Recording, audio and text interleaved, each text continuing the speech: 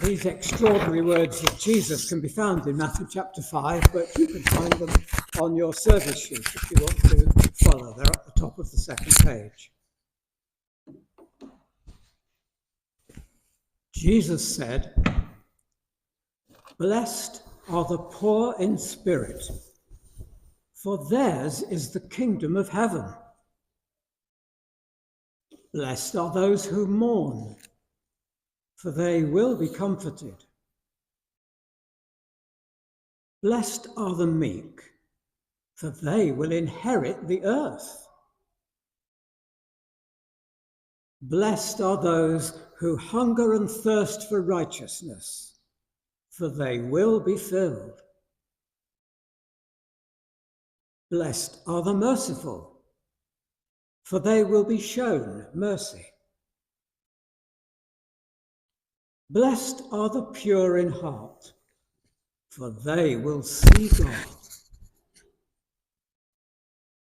Blessed are the peacemakers, for they will be called the children of God. Blessed are those who are persecuted for righteousness, for theirs is the kingdom of heaven." This is the word of the Lord. Thanks be to God. Think for a moment, what really upsets you? Is it England winning really well when it doesn't matter so much? Is it when you really don't quite get your own way? Is it when somebody says something that really is not very nice? I wonder what really upsets you. Middle lane drivers, I find that. People who don't put their trolleys back, that sort of thing. Those things that niggle me. What really upsets you? Think for a moment, what really upsets God? What really bothers him? Do you think he's thinking, people aren't keeping the rules, or church attendance seems to be dropping off a bit? Do you think that upsets him? Well, I think generally, for people, it tends to be things that upset us, that affect us. I don't like this. I was upset by it. I didn't get my way. Generally, not completely, but generally, it's about us. But with God, things that upset God is sin. And in fact, there's a list of things in the book of Proverbs. Here's just an example. It says there are 6 things the Lord hates, and 7 that are detestable to him. Haughty eyes, a lying tongue, hands that shed innocent blood, a heart that devises wicked schemes, feet that are quick to rush into evil, a false witness who pours out lies, and a person who stirs up conflict in the community.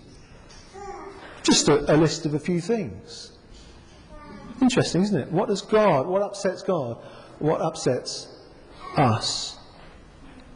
Well, if you haven't been here the last couple of weeks, and I know some of you haven't, we started a new little sermon series for the summer called, it's on this sheet here, it's called Jesus Upside Down Kingdom. And I would say go and get a little leaflet at the back which says what's happening when. This is the last one.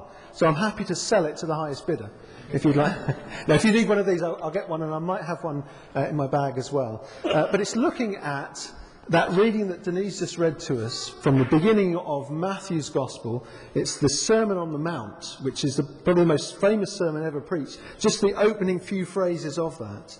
And we're going through a phrase at a time. The heading, they are called the Beatitudes. The Beatitudes. And it's looking at Jesus' upside down kingdom. He says, blessed are this, so the person, and that will be the result or the reward. And here it's talking particularly about the character of Christians, Christian character. And if you're here this morning and you say, hand on heart, I'm not a Christian, I'm interested, but I'm not a Christian. Can I encourage you to listen in, because there's stuff we can all take away. Jesus is particularly talking about those who follow him. What does it look like to follow him in our character? And last week, the first phrase we saw was, blessed are the poor in spirit, for theirs is the kingdom of heaven. Poor in spirit means to be humble before God and before others. And the next phrase we've got today is, blessed are those who mourn, for they will be comforted. And at first it seems like a contradiction, doesn't it? If blessed equals happy and mourning equals unhappy, it says, happy are the unhappy. It doesn't seem to make sense, does it? Perhaps Jesus has not got things quite the right way around. Well, let's have a look at what Jesus is not saying that helps us to understand what he is saying. So he's not saying in this phrase, it's good to be sad or depressed. Okay? He's not saying suffering is good, especially when we lose someone that we really love. He's not saying that. And he's not promoting a guilt-ridden life of self-loathing. So if it's not those things, what does Jesus mean? And I think mourning here refers to sadness about sin. Sadness about sin. When you look at the world, do you get upset by the state of the world? Goodness me, it's quite depressing to put the news on, is it? Or get a news update on your phone. Suffering and war and injustice and violence and oppression and corruption. We get immune to it, don't we? We get immune to it. It just keeps coming. And because we are so hyper-connected, many of us, we don't really get a time to switch off. Here's a quote from a song. I'm showing my age now. I bet I know Ray will know this. Crowded House. A band called Crowded House put out an album 40 years ago. It's a great song called Don't Dream It's Over. And in here, in these words, it says this. In the paper today, tales of war and of waste. But you turn right over to the TV page. I think they're onto something there. Paper's stuffed full of things and we discuss, I just can't deal with it. What's on telly? And that was written 40 years ago. Because it's talking about a newspaper. Do people still get newspapers? I don't know. We tend to do it through our phones. But Jesus is not immune to suffering. Do you know what? If you were to say, what's Jesus' most common emotion? If you read through the Gospels, do you know what it is? In fact, if you've got an answer, what do you think? What do you think Jesus' most common emotion or feeling is? Yes! Excellent. Is it Martin? Martin's got compassion. In fact, we've just sung that. Look at the first hymn. What do we say? First verse. Jesus, thou art all compassion. It's his sort of signature emotion. Do you know what compassion means? It means moved in your guts. Literally. Moved in your guts. Not just moved, but moved to do something about it. So Jesus is moved about suffering. He's moved about people's rejection of God. That bothers him. And he was really sad. In fact, he wept at the grave of his friend Lazarus. Do you know the shortest phrase in the Bible? Jesus wept. He wasn't putting it on. He was sad. His friend had died. He utterly identifies with our sadness. Do you know where else Jesus weeps? You know, when Jesus weeps, Martin, look at you now. Jesus weeps over Jerusalem. We see in Luke 19, I think it is, Jesus weeps over the city. It's like, Lord, they're just going so far away from you. And he's moved to tears over this. So he's moved to tears over his friend, individual, we understand that. And then he feels the weight, the compassion goes out to this whole city. Look, they're going against you, Lord. And he's moved to tears. It shows his heart. It shows his sadness about the sin he saw. He's not indifferent to this. He's not got, you know that phrase, compassion fatigue? Have you heard that? Just another need comes to us. And I found that a huge challenge. And whether you're a Christian or not today, it's a challenge, isn't it? How do we respond to all these needs that come to us? Not necessarily we have to answer every single one, but are we actually growing immune to them? But as we say, if the Beatitudes are about Christian character, then our main focus applies to us as individuals. And last week we looked at Jesus and when he said, blessed are the poor in spirit.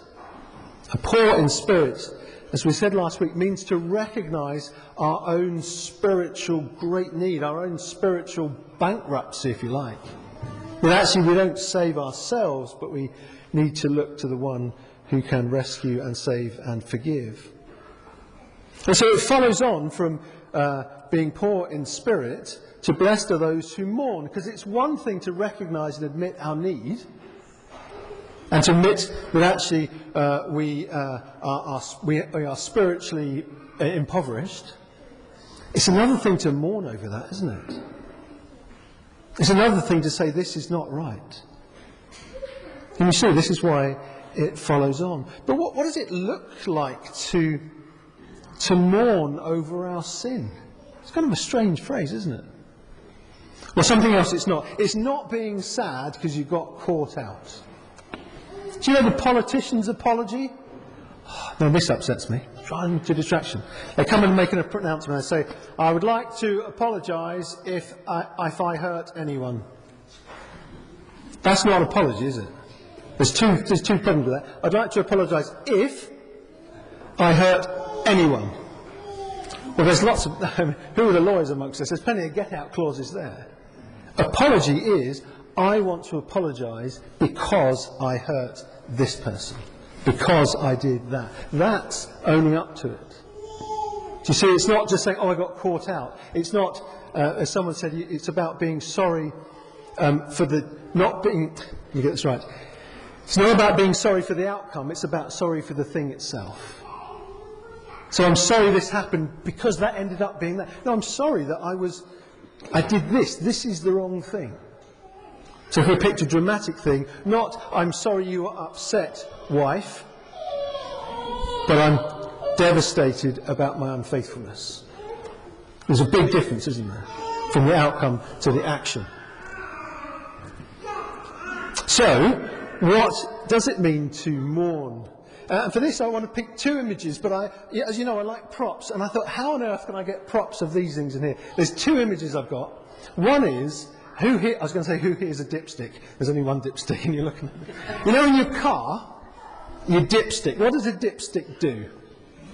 Okay? You check your oil level, and you've got this great long thing. I should have got it out of my car, but I didn't want to flick oil all over it. But it checks what's going on right down in the heart of the engine, doesn't it? Okay? And you pull it right out, and then you look at it and go, I'm not quite sure what that means. And you wipe it off and you put it back in, and I've done something quite manly, I'll do it. But a dipstick checks what's going on right. There's something you can't see. It checks what's going on in there. It's the first image. That's a clue to what's going on when we are mourning our sin. We're seeing what's really going on down there. Second thing is, I wanted to bring in an X-ray machine, or indeed an X-ray, but I haven't got an X-ray machine, or indeed an X-ray. But what goes on with an X-ray? You go and you turn it and say, I've got a bit of a pain in my arm, or something in here. It's not obvious. Can you take an X-ray? And what does an X-ray do? It looks right inside, looks in the bit you can't see. And you say, that's the problem. Side point, parents, do you know recently, in the last few years, Lego have added something to their mix to make Lego bricks show up on X-rays? Do you know that? They used to be with plastic. They've added in a chemical which means it shows up on X-rays. That's really good. Just thought I'd let you know that. Right. But the point is, an X-ray it goes right through stuff, so you can see what's going on. What's going on into there becomes seen. And if you remember nothing else this morning, mourning over sin is like a dipstick or an X-ray. A spiritual dipstick and a spiritual X-ray. Okay, having a really good look within, seeing what's going on deep down. Now, as we look at what's going on deep down, a couple of things. There's lots of stuff to think about this morning. The first is to measure yourself against God's standards. Okay? I think I might have said before, if I want to look tall, I don't stand next to Roger or Jonathan or Mal, because I'm not very tall. I find a short person to stand against and say, aren't I tall? Yeah? So we've got to measure ourselves against God's standards. And I might be this tall and Roger might be that tall, but in that analogy, God is infinitely tall. So Roger and I are the same height. It doesn't really matter. We're way off of God's standards. So are we measuring to the right standards, or do we just go, oh, that person in the news, they're terrible, I'm not like them, I'm fine? So we've got to measure against God's standard. And the second thing is to be really specific. Are you good at being specific about other people's sins and problems and really general with your own. I find that. I'm really analytical about what they've done to me. And when it comes, well, I was just having a bad day. So being specific. So, for example, you might find someone really, really irritating. Okay? And as a result of that, you get cross. And so you say, that's a sin, you see, I've got cross. Oh, I shouldn't have done that. Bit of a cross word. Oh, sorry for that. But actually, we take the dipstick down, we do our x-ray, and we dig down into our hearts, and we say, do you know what? Actually, if I'm really honest, the reason I'm irritated at them is because I'm jealous of them. I'm jealous of what they've got. I'm jealous of their relationship. Actually, do you know what? I'm not really content with what God has given me. I'm really cheesed off with God. So you see the difference between a surface thing, or got a bit cross, that's obvious. Actually dig down, it might be something else going on under there. So it's to pause, to look deep and say what's really going on, to name specifically sins in our hearts. This isn't navel-gazing or unhealthy self-loathing, as I said before. But as much as when we go to the doctor, you don't want the doctor to go, well, it looks all right to me, on you go. You want to go, no, I want a second opinion. There is something hurting in here. Can you help me? It's admitting there is something wrong. We want to see what's really going on and to see the cost of our sin to other people. There are some people who leave a trail of relational carnage. Notice that? And for people like me who talk a lot, we need to be really careful because our tongues can cause that. We can say stuff and think, oh, why did I say that? And there's relational upheaval through what I've said or what you may have said. So there's a cost to our sin. There's a cost to others. There's a cost to ourselves. And there's a cost for Jesus. So let me this. If the cross is the solution to a problem, how big is the problem? Because if sin wasn't that bad, do you know what you do? You just sit on the naughty step. How many parents have you done that on the old naughty step? You just sit on the naughty step and go, okay, you've got 5 minutes out, in the sin bin, 5 minutes. And then you can carry on. You know that the cost of our sin is the cross. It points to the severity of the problem. The cost of Jesus, the truly innocent one who takes the blame for what we've done. That's the heart of the Christian gospel. That's why it's such good news, the cost for Jesus that we might go free. So as we finish on this, you might have thought, well, hang on a minute, we've only looked at half of this phrase, and indeed we have. Because what does the phrase say? Jesus says, blessed are those who mourn, for they will be comforted. Do you feel like you need some comfort? I need some comfort. They will be comforted. Someone said this, when we agree with God about how bad our sin is, and we repent of it, turn away, Jesus promises comfort from the Holy Spirit. And what does that comfort look like? It is a peace and assurance that sin is forgiven. And friends, if you're here this morning thinking, I'm weighed down by sin and guilt, then bring it to the Lord and say, I confess this, I'm sorry, will you forgive me? He says, yes. Not because of what you've done, but because of what Jesus has done. That's the first thing about comfort. And the second thing about comfort, have you noticed what's in the word comfort? Comfort. Fortissima. Strong, strength. Yeah? Comfort. He gives strength. Strength for each day. Strength to face our sin. Strength to fight against sin. Strength to live in Jesus' way. But we can only do that if we say, look at the state of my heart. Look where I'm at. I'm mourning over that sin and saying, Lord, would you help me?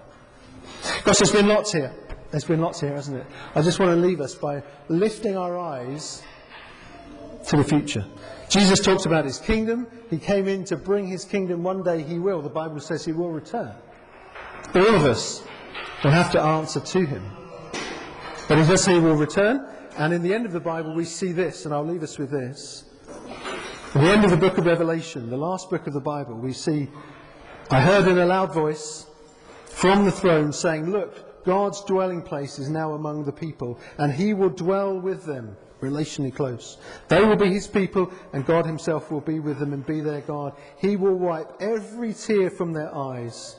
There will be no more death, or mourning, or crying, or pain, for the old order of things has passed away.